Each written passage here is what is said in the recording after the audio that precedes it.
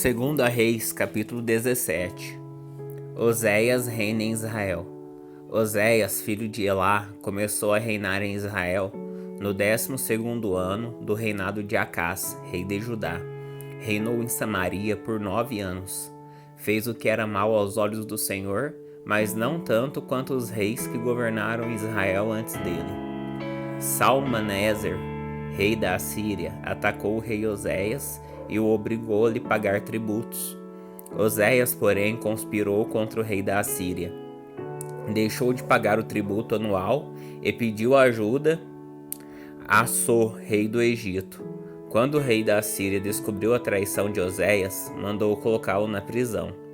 Os assírios conquistam Samaria. O rei da Assíria ocupou todo o território de Israel e durante 3 anos cercou a cidade de Samaria.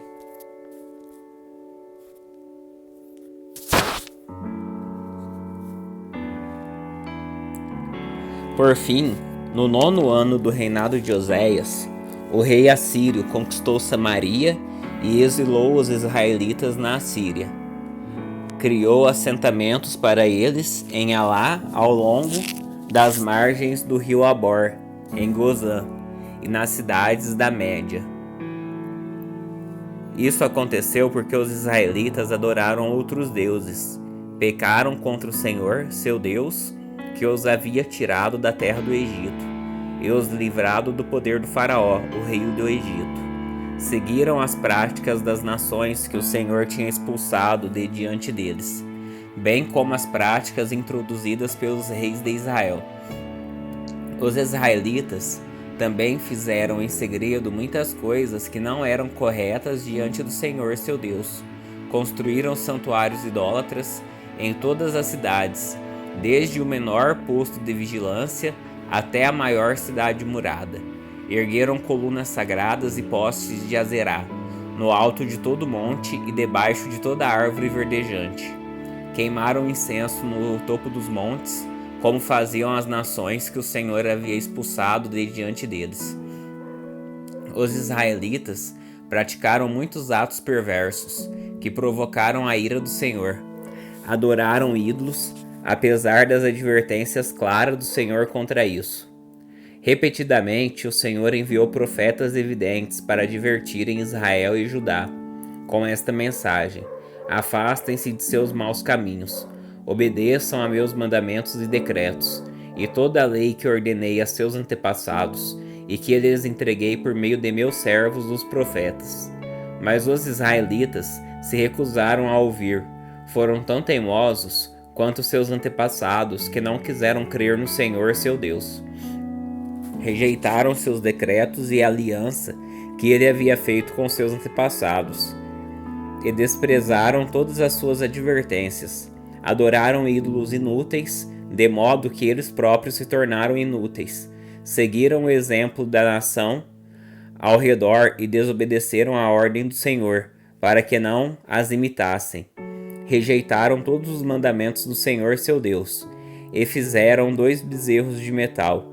Ergueram um poste de Azerá e adoraram Baal e todos os astros do céu. Chegaram a sacrificar os próprios filhos e filhas no fogo. Consultaram adivinhos, praticaram feitiçaria, venderam-se para fazer o que é mal aos olhos do Senhor e provocaram sua ira. O Senhor se indignou muito com Israel e o expulsou de sua presença. Com isso restou somente a tribo de Judá. Mesmo o povo de Judá, porém, não obedeceu aos mandamentos do Senhor, seu Deus, pois seguiu as práticas perversas introduzidas por Israel. O Senhor rejeitou todos os descendentes de Israel, como castigo entregou-o a seus inimigos, até que expulsou Israel da sua presença. Pois quando o Senhor arrancou Israel do reino de Davi, os israelitas escolheram Jeroboão, filho de Nebate, como rei. Mas Jeroboão afastou Israel do Senhor e os levou a cometer grande pecado. E os israelitas continuaram a seguir todos os caminhos maus de Jeroboão. Não se afastaram desses pecados, até que por fim o Senhor os expulsou de sua presença, como todos os seus profetas haviam advertido. Assim Israel foi deportado de sua terra para a Assíria, onde permanece até hoje. estrangeiros se estabelecem em Israel.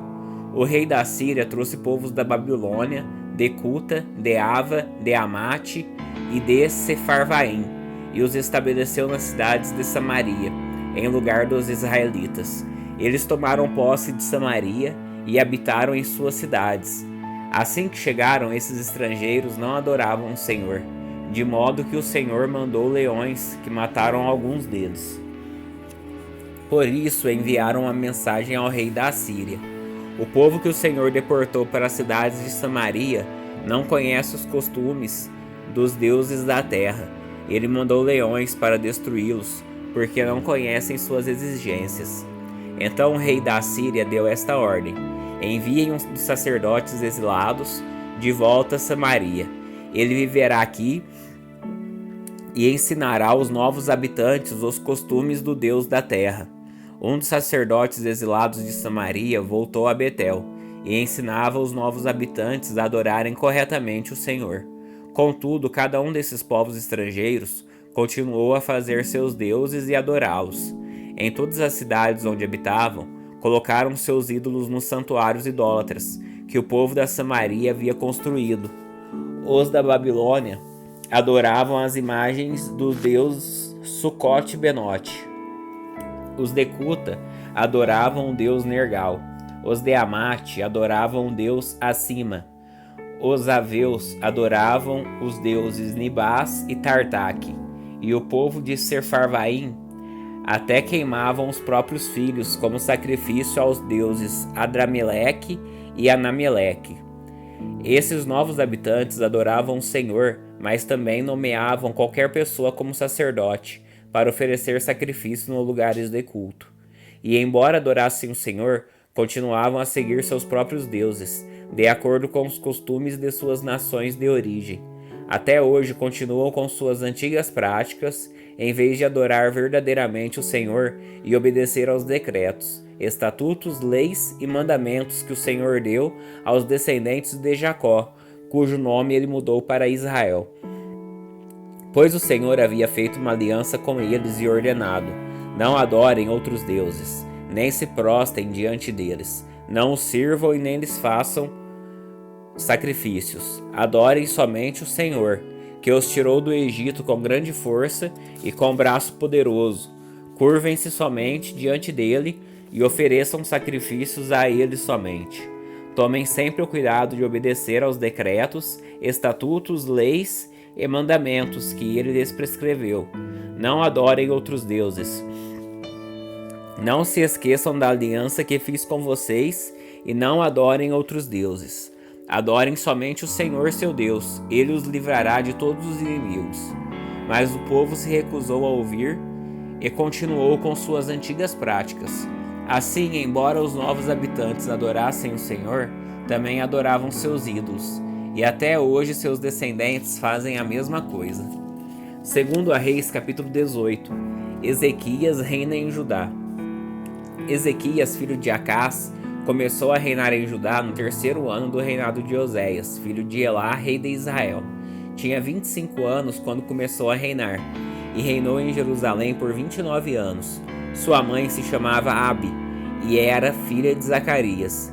Ezequias fez o que era certo aos olhos do Senhor, como seu antepassado Davi. Removeu os santuários idólatras, quebrou as colunas sagradas e derrubou os postes de Azerá. Despedaçou a serpente de bronze que Moisés havia feito, pois os israelitas queimavam incenso para ela. A serpente de bronze se chamava Neustã.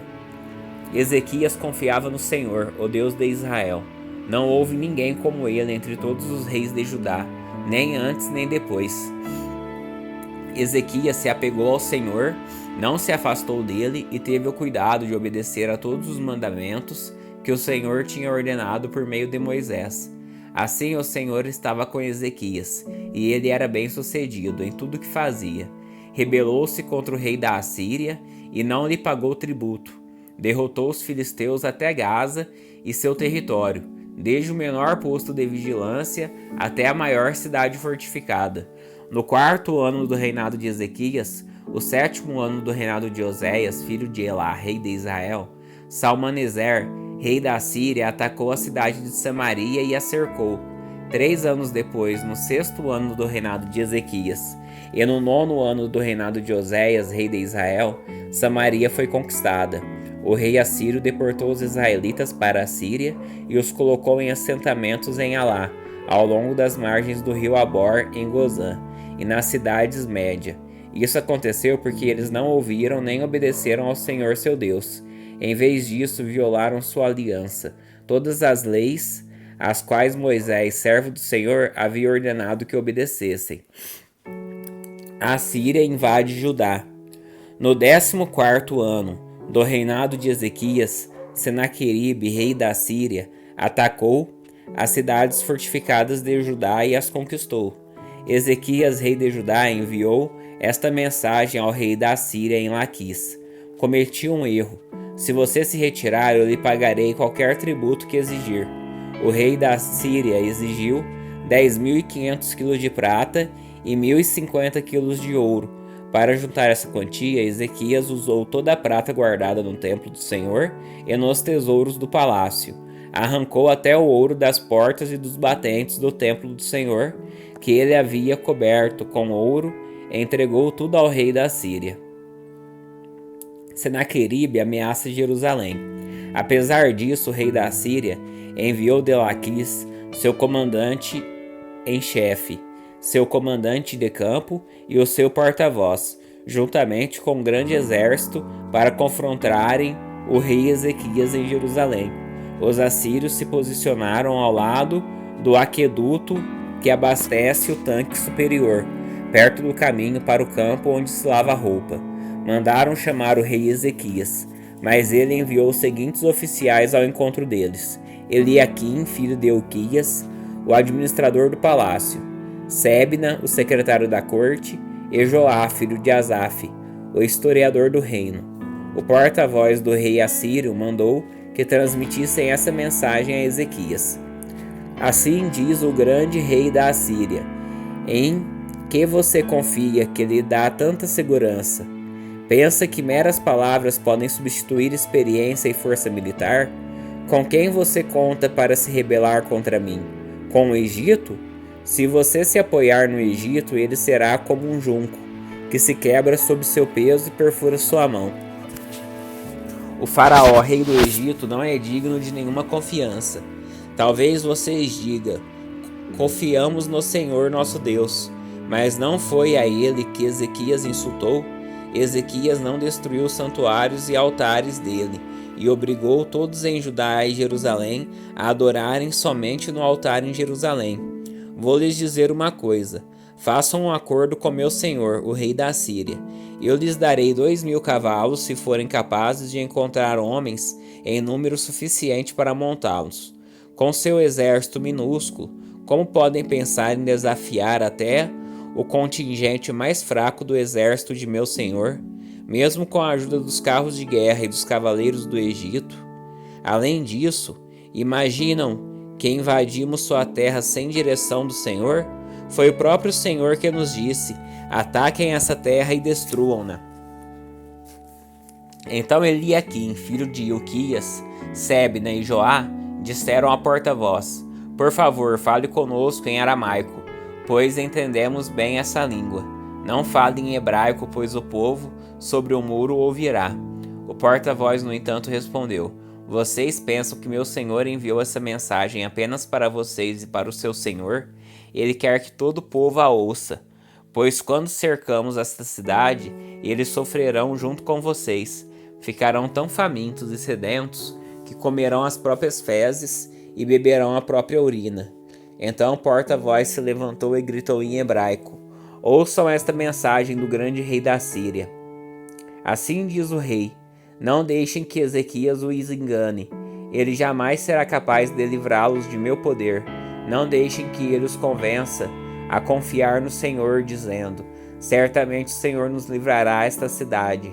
Jamais cairá nas mãos do rei da Síria. Não deem ouvidos a Ezequias. Estas são as condições que o rei da Síria oferece. Façam as pazes comigo, abram as portas e saiam.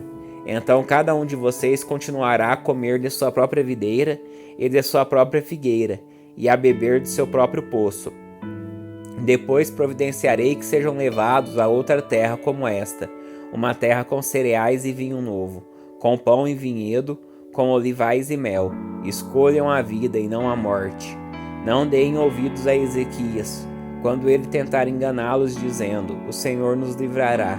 Acaso os deuses de alguma outra nação livraram seu povo do rei da Síria? O que aconteceu aos deuses de Amate, de Arpade? E quanto aos deuses de Serfavaim, e de Rena e de Iva, acaso algum deus livrou Samaria de meu poder? Qual dos deuses de qualquer nação foi capaz de livrar seu povo de meu poder? O que os faz pensar que o Senhor pode livrar Jerusalém de minhas mãos? Mas o povo permaneceu em silêncio, e não disse uma palavra sequer, pois Ezequias havia ordenado: não lhe respondam. Então Eliaquim, filho de Hilquias, administrador do palácio, Sebna, secretário da corte, e Joá, filho de Asaf, historiador do reino, voltaram a Ezequias. Rasgaram suas roupas e foram contar ao rei o que o porta-voz tinha dito. 2 Reis, capítulo 19. Ezequias busca a ajuda do Senhor. Quando o rei Ezequias ouviu esse relato, rasgou as roupas, vestiu-se com os panos de saco e entrou no templo do Senhor. Enviou Eliaquim, o administrador do palácio, Sebna, o secretário da corte, e os principais sacerdotes, todos vestidos com panos de saco, ao profeta Isaías, filho de Amós.